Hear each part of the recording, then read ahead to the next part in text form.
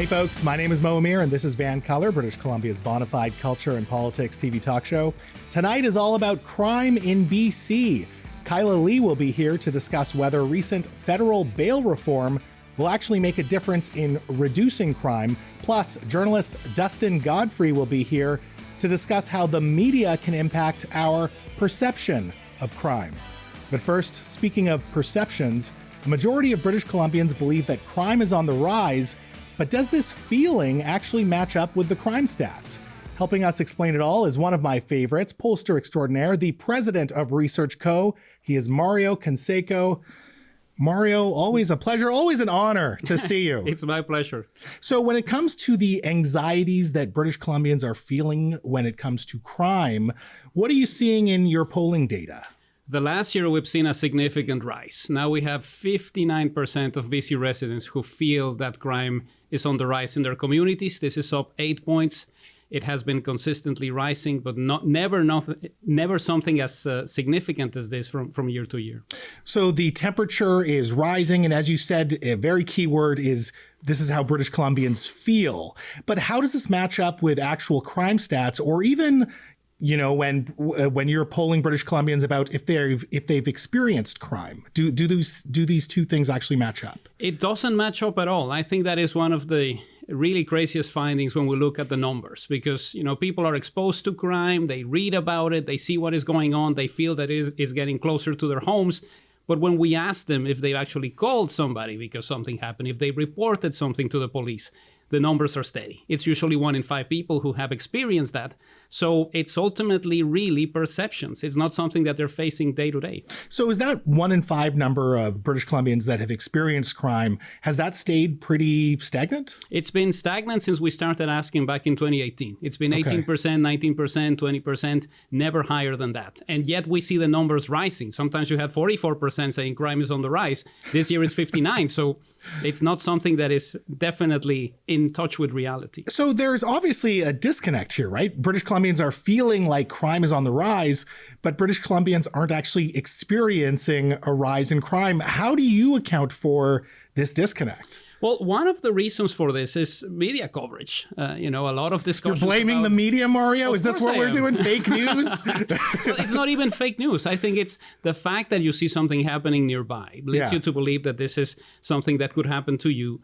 And it's not something that we see in the statistics. You know, in a way, it's similar to what happened after 9/11 in the US. You know, terrorists are coming to get you. We don't know who they are. We don't know what is happening. And that rises the idea that something as horrific as what happened that day might be happening again. It hasn't. But if you go back to the moment you were feeling back in October of 2001, maybe November of 2001, all of that nervousness, all of that anxiety, that is similar to what we're seeing here.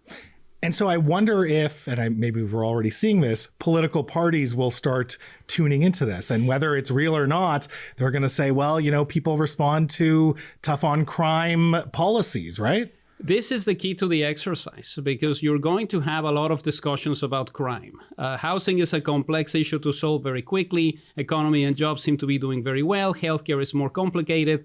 But you have now a significantly larger proportion of residents who are worried about crime. Mm-hmm. And of course, you're going to have people saying, this is all David Eby's fault. He's a lawyer. He should do something different. BC United is going to come out saying we would do a much better job with all of these things. And it doesn't help when you're knocking on somebody's door and somebody answers and says, you know, I am really worried about the situation right now. Crime is on the rise. I don't see candidates saying, well, ma'am, listen, it's not really rising. There's nothing to worry about. When that becomes part of the discourse, you need to deal with it, even if you're armed with those stats. So it's going to be complicated for the government, because one of the things that we're seeing now is more people blaming the system for what is going on. The courts aren't doing a very good job with this. We're not happy with the way this is being handled. So the onus is on the government for that one particularly.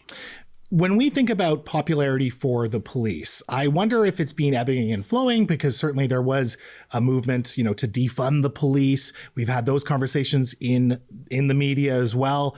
Where does the police's popularity kind of stay? Has it been stagnant? Has it also been increasing with these increasing anxieties about crime?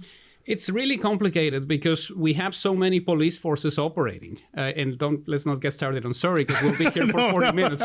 But it's a very delicate situation because people seem to be very trustworthy and they look at the police as somebody who's actually helping them. But you also read all of the other stories about how they have misbehaved in other moments. Right. So it's a similar scenario. If you don't trust the police, you're going to remember those moments and say, this isn't something that we should be doing. If you're worried about crime, you're going to recall those moments and say, my city is not safe. But overall police popularity, are you seeing anything in the polling data that would suggest it's going up or down? Roughly the same. Okay. You don't have a situation that has changed over the past few years. We've asked this for many years now, and it's not a situation where people are saying, let's defund the police. Right. That hasn't had a majority support. But more than anything, it's how do we deal with the situation that we have in front of us? A lot of it has to do with overdoses. And there's not a lot of situations out there where people are happy with what they see. They want a more holistic way to look into this. Yeah. And what you have is people screaming, safe supply, no, voluntary treatment, no, mandatory treatment. People want a combination of all of those things. Right. Mario, this has been fascinating. I appreciate your work, and I look forward to tracking where these trends go in the future. So thanks so much for your time tonight. Anytime. Thank you. Absolutely. Folks, that was pollster extraordinaire Mario Canseco. Now, after some business, we just discussed, is crime skyrocketing in Vancouver? Is Vancouver dying? Well, let's talk about the role that the media plays in shaping our perceptions about crime. We'll talk about it up next.